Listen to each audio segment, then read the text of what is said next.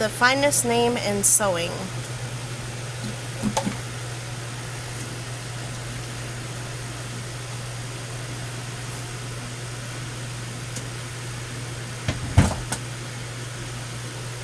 This is a Belvedere.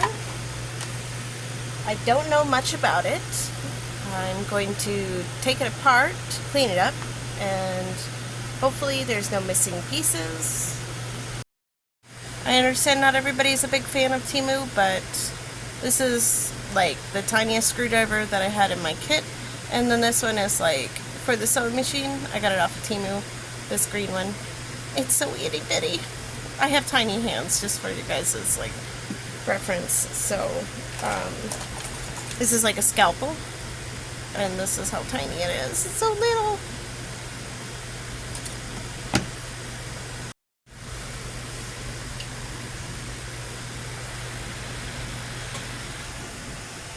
I'm going to take these two screws off on the top.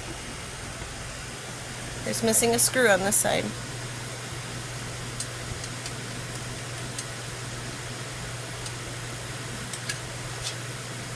Quite a big long screw in that one. So that just lifts off like that. It's got a little ding there. So you can take my advice or leave it. Take it with a grain of salt. I was taught that by my father, which is a mechanic, not a sewing machine repair person, that anything that moves when you turn the hand wheel, you should oil. Now, that might not be to your owner's manual. Like I said, this was a $15 yard sale find. I'm not sure exactly where to oil, but it looks like it's pretty old. I haven't looked into it too much, but I'll do like a reverse search image on Google and see what year it comes up. But it's probably been sitting. The guy I picked it up said it was his, not his wife's, his mother's, and that he hasn't done anything with it. He doesn't know anything about it. And that's as much information, and he looked like he was about 60-something years old himself, so I don't know if it was like a machine she bought later in her life or in her younger years. Don't really know. But it's already getting less gritty, which is always a good sign for me when I buy something that's a little older. If I start to move the parts and they start to get younger feeling, then it's always a good way to look at it.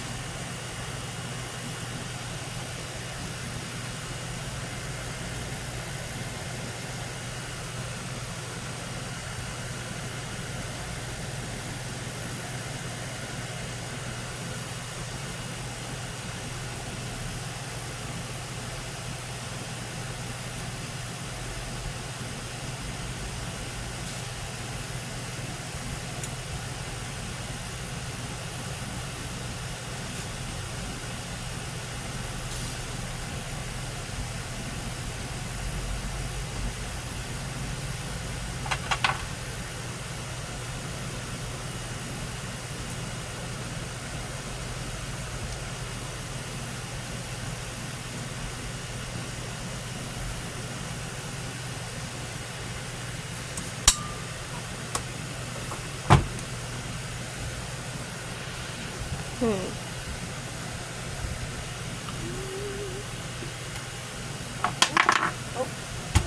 big old heavy. Might need to get a little bit of a vacuum. This is my first time looking inside here, at least since I bought it.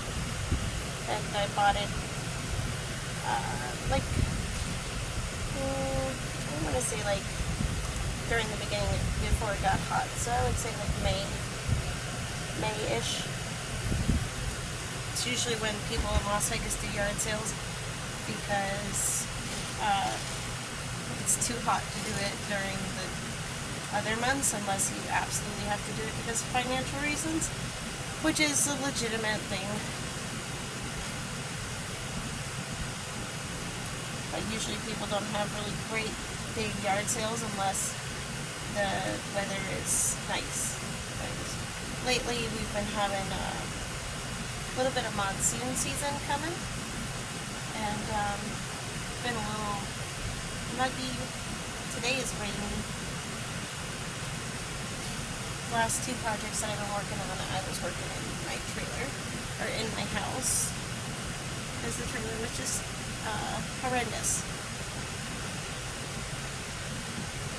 I need to go get a napkin, but temporarily I'm just kind of get all the questionable looking spider webs out. I live in Vegas, so spiders are kind of like a little scarier than other places. Some of them can really hurt you. Specifically like the black widow. I was talking to somebody that didn't live here before this morning at a doctor's appointment, and he said that, well, you guys don't have a lot of wildlife. And I said, yeah, you're right, but you should watch out for the black widows and things like that. That's where people get problems. Oh, there's a bobbin case in it. I didn't realize. Oh, and it has metal bobbins. Can you see that? Yeah, you can see that. So, what I've learned in the past is if you have a bobbin and you put it in, I'm not a sewing machine repairs person, but I've just learned by other people is that if you go like this and it comes out, not the bobbin, but if the bobbin starts to roll like a yo-yo holding the one string, that the bobbin case is too tight. If it doesn't give a little bit like that, this one might be too tight, but I'll test it later. We'll keep it in here for now. This is going to be my first run with it. I haven't ran any thread through it, and this is the first time that I'm powering it up and seeing. This cord is like a twisted cord, which, I don't know, my dad told me when I was younger to never twist cords like this, but this might have came like this. Who knows? But this one doesn't look like that, so it makes me wonder if maybe the foot pedal gotten twisted up in its younger years.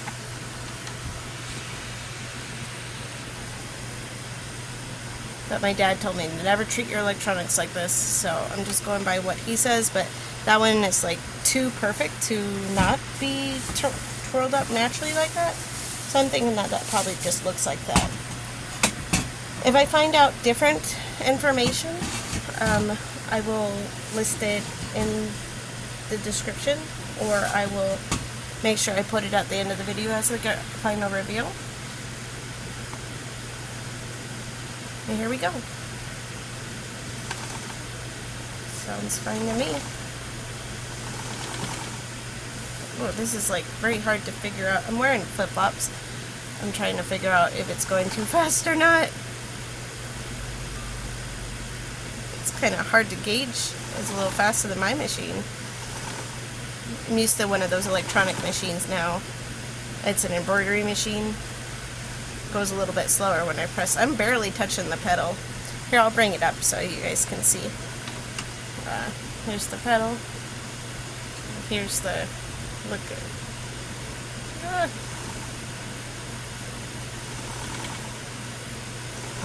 This is not for the faint of heart. Wonder what fast looks like. Whoa. Okay, calm down. That's a very fast machine. Wonder how it does with the fabric inside of it. Or it really liked the oil that I gave it, so it's like very happy. I think it has a light on it. Let me see. It's like one of the first things that I looked at. I don't remember. Is it this one? Down? Nope. Oh, this is the foot control, or the metal feed dog up and down, which is a really nice thing to have. My first machine that I started working on, it did not have this, so this is pretty neat. This one says manual and it says BS. I don't know what BS is. Basic stitch maybe? This is 0 through 5, 5, 4, 3, 2, 1, 0. This one, it looks like it's a dotted line, maybe like a zipper, or no, a buttonhole, and then, yeah, because it's got one straight line, and then the other two are red on top and red on bottom. This one is maybe like the tension control. I'm trying to light again, I don't remember. Is it this one? Oh, I think that was the bulb. It's probably no longer working. Unless it twists. Nothing. This bulb might be burnt out or hard to find. We'll find out. It doesn't look... Wonder if I just... Maybe it was loose. Maybe I can try it again. Nope, nothing. I think when I bought it, I turned it on, and that's like the first thing that I clicked over, and it clicked on, so... I'm not sure what this top part is here for. I mean, this is where the thread comes up around for my machine, so I'm going to try to see if I can find a manual, and if I find a manual for it, or any information about this machine, I will link it below, because I'm just fiddling around with it. I don't know anything about it. It runs, obviously. It looks fine. It's got very car-like features. It's a very beautiful machine.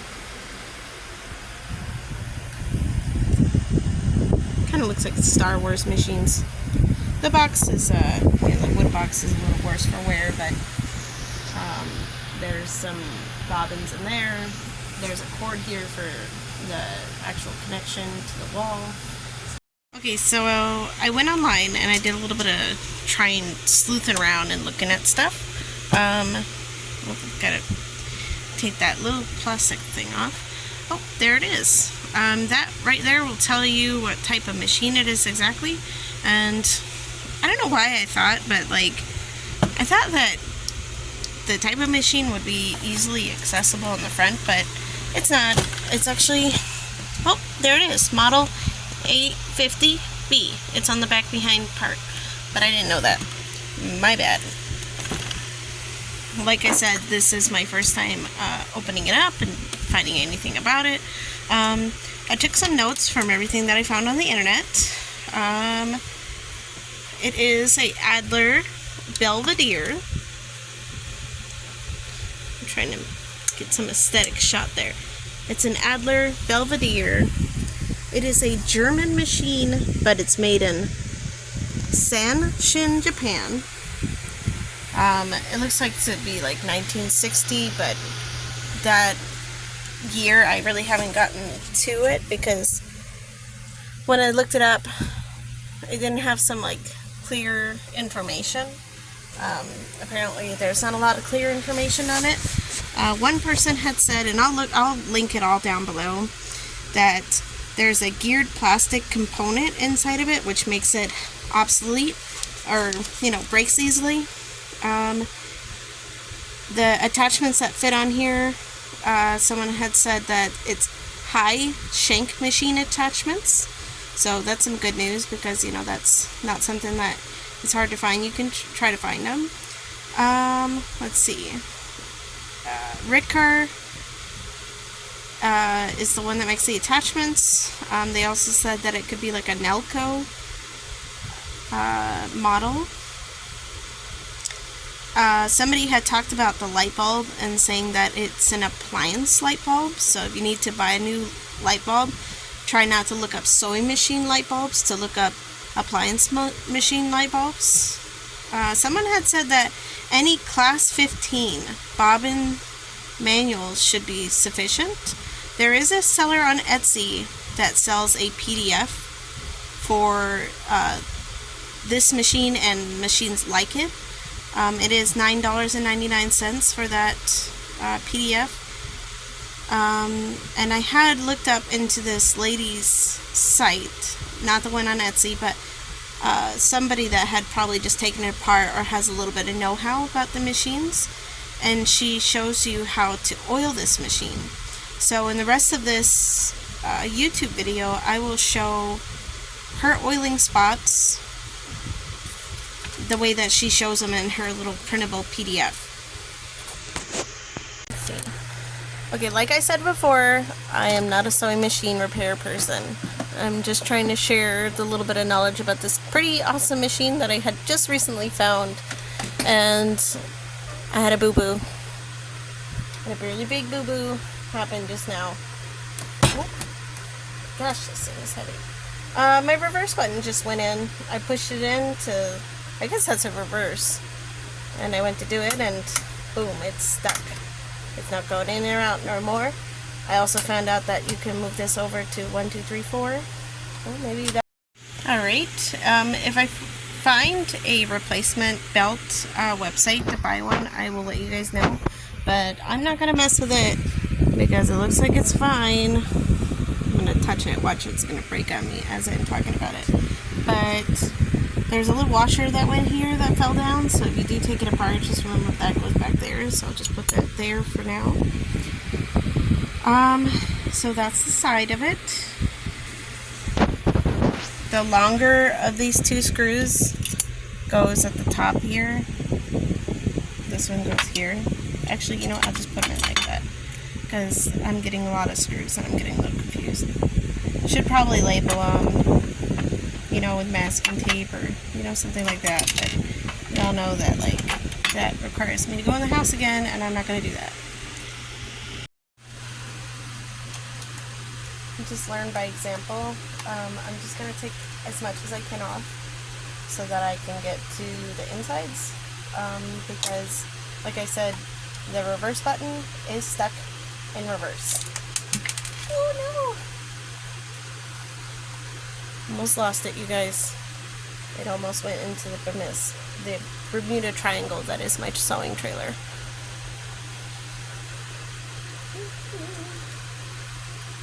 Okay.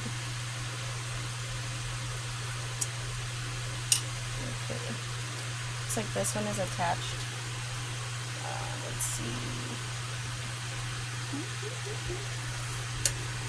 Okay, so this is the underneath of the machine. There is these are the wires, but there is a bolt here. Looks like I have to take apart, and a bolt here I have to take apart. This is in relation to the bottom. It's right here and right here. This one is the connector to the wood piece underneath this part. I'm not going to take this part if I don't have to, considering.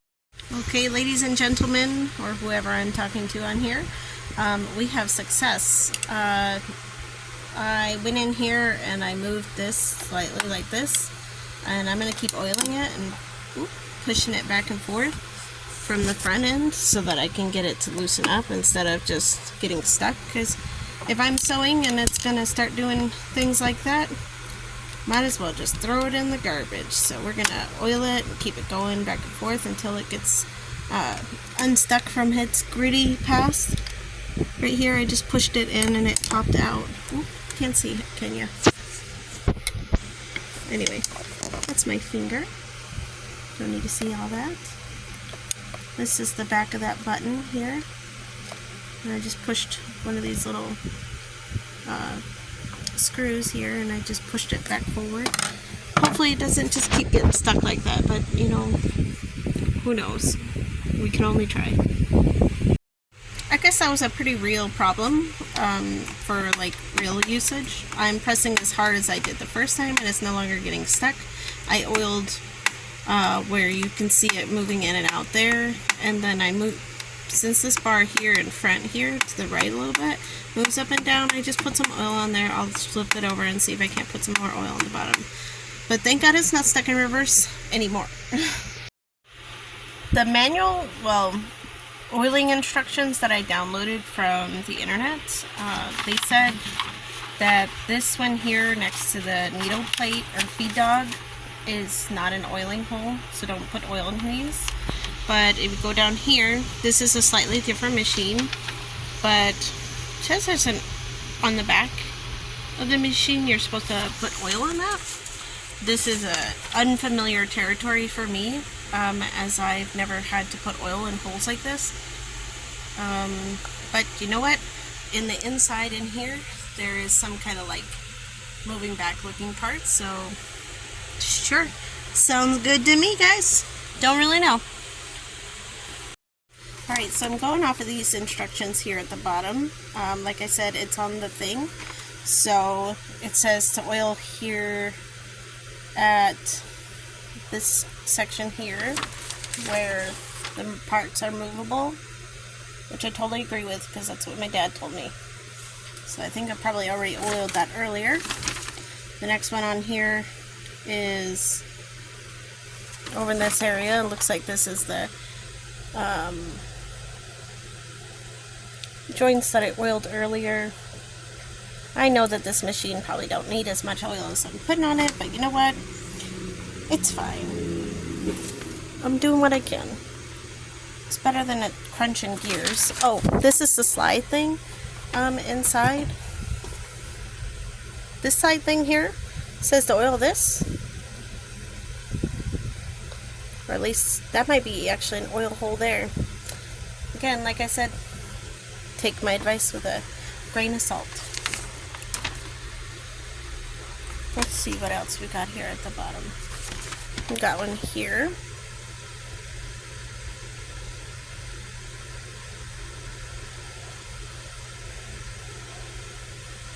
Oh no, my straw got stuck.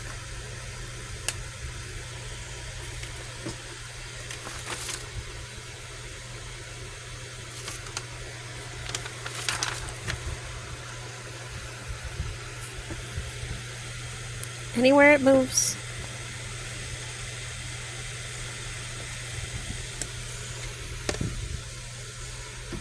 Then I like to do is I like to do a little bit of this stuff. Oh, and sew in my paper. Wow, that is a really oiled machine now.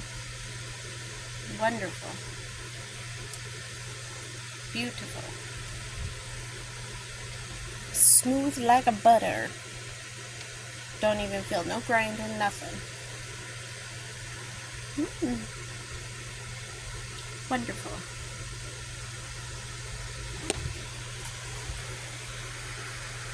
If you happen to follow along as I took off the back end of this, I'll go ahead and put that together now. This one goes on like so. I don't think that's supposed to be up like that. That's sure fun.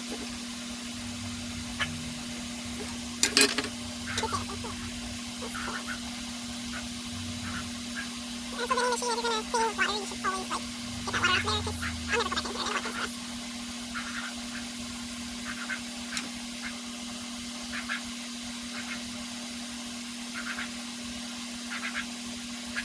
I'm just using soap and water in here. It's not like anybody's using here, but I just give like a little bit of dust removal, grease removal, old dirt. Might help it stop catching so much in the gears and stuff later on. Plus it's a pretty machine, and it's lasted this long, which like clean it up, make it look nice.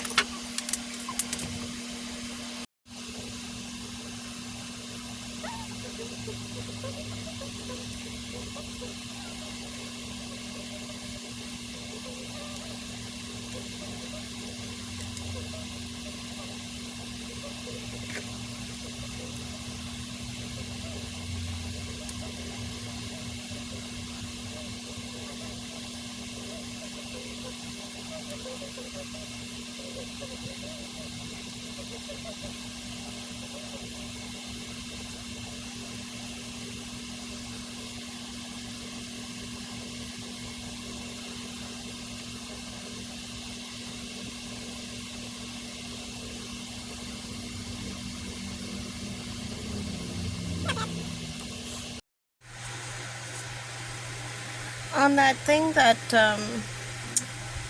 paper that I listed down below, there's 3 pilot holes. She says to put oil in them as well.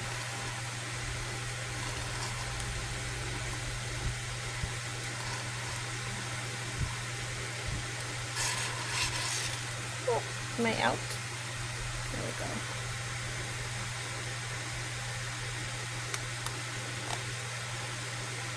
Oh, that looked like it had something come out of it. We'll try that one again. Alright, let's see. Light that up, that it's just oil that's coming out of there.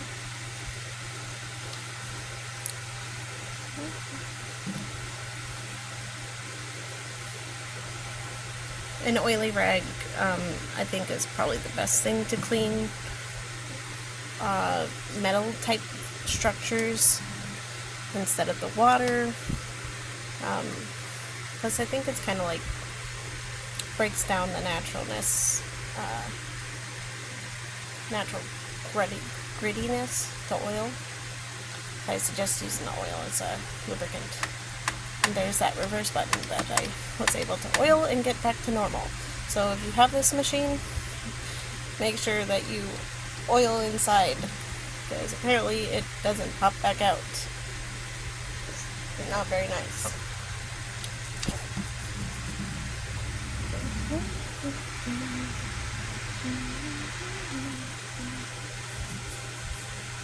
There's some maybe 60-year-old crud there.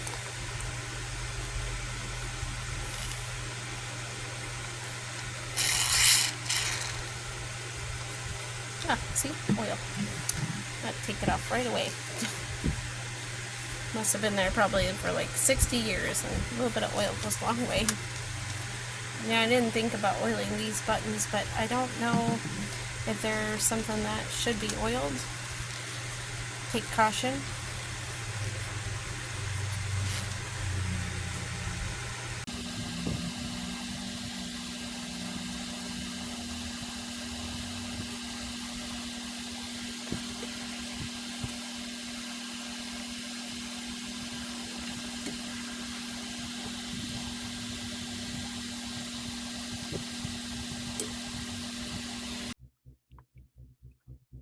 If you have more information about this machine, please share in the comments below. If you have questions that were not answered, post them and I will do my best to help you. Thank you for watching.